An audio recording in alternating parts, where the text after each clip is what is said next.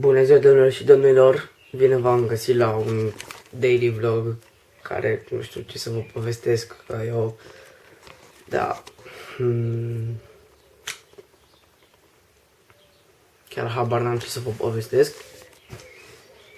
În primul rând vreau să fac ceva cu George, dar George îi pedepsit. Și da, dacă vă întrebați de ce nu mai postează sau ceva, că am văzut că ne-au făcut o promovare la canalul nostru, de asta, că e pedepsit.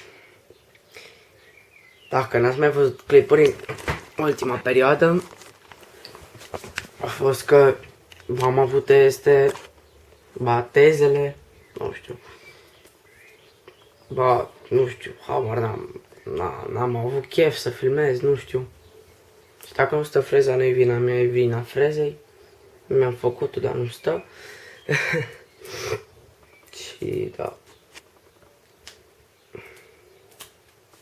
Chiar nu știu ce să mai zic.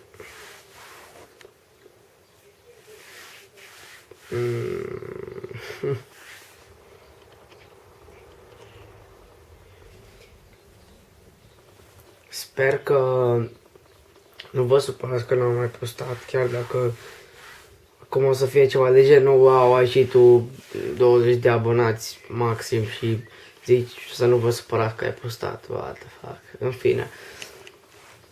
Abia aștept să scap odată pe școală și o să filmez pe oriunde o să fiu plecat.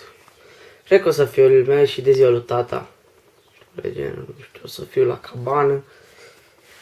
Și da, chiar nu știu ce să postez și dacă tot fac așa cu camera, să vedeți ceva, asta e prietele meu din cameră, mi-am deslipit toate posterele.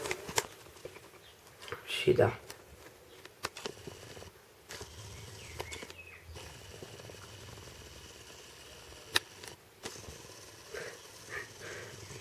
Joc cu camera. Și da, abia aștept să scap odată. No, bun. Asta a fost un episod micuț. Nu știu dacă are maxim 5 minute. Noi ne vedem pe data viitoare.